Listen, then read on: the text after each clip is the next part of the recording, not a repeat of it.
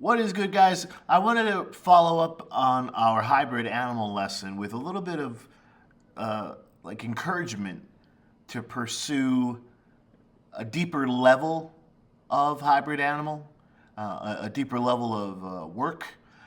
One of the things we talk about in our world of art in general is when you're given a certain amount of time to work on something, that your work should show that amount of effort. If you are able to click, drag, copy, and paste, and select and create something quickly, that's an indication that you have a high skill level and that perhaps you should go back into the work and challenge yourself to add or create more, uh, add more to it. Maybe develop the idea, evolve the idea, change it up, make it better. So that's why with the polygonal lasso here, I have painstakingly selected the fins on the back of the Stegosaurus out. And when I'm done, I'm going to copy and paste them into my elephant swan image.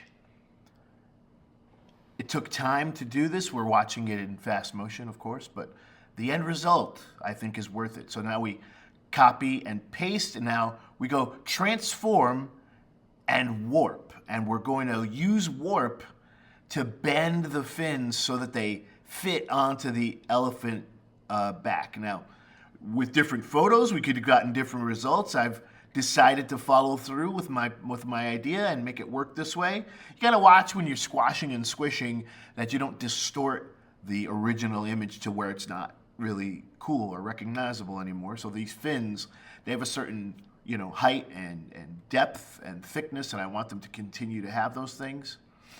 The other thing that I thought is the elephant's front, his head could use a little something extra. So I thought Triceratops. And of course, the issue with the Triceratops, as well as the Stegosaurus, is there's no photography of them.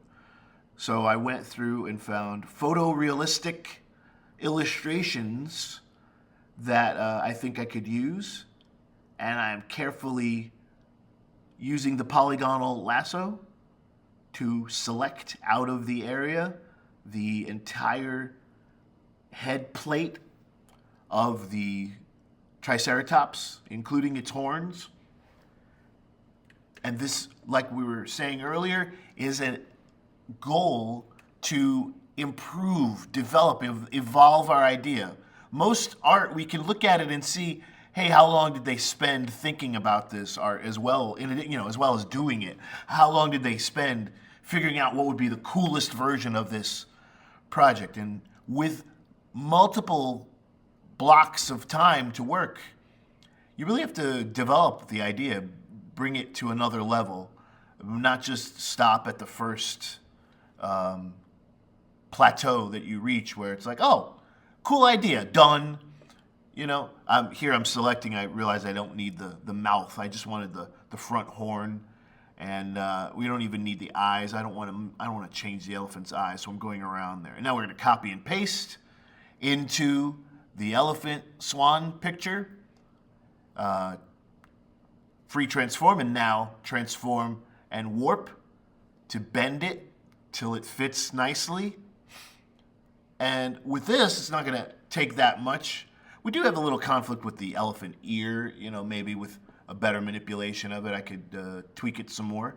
And here I'm redoing the swan head and neck as the elephant's trunk.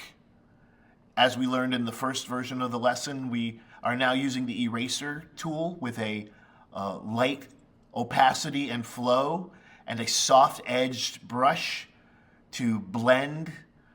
We're not literally blending layers here. That's a whole other thing. This is just to get the thing looking like it matches up and it fits, and there's some connection there, organic connection.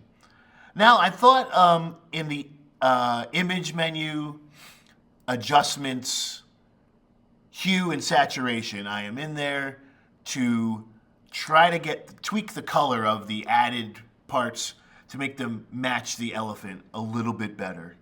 I'm not going to color match or color change or fully paint the parts or the elephant. I'm going to have them all kind of meet in the middle as a kind of less is more approach to the picture.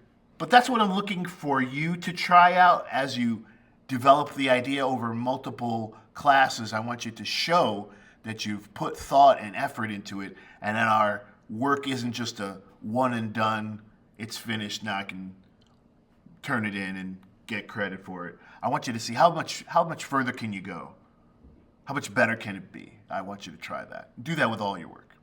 I look forward to seeing what you make. That's it for the moment. As always, thanks for watching.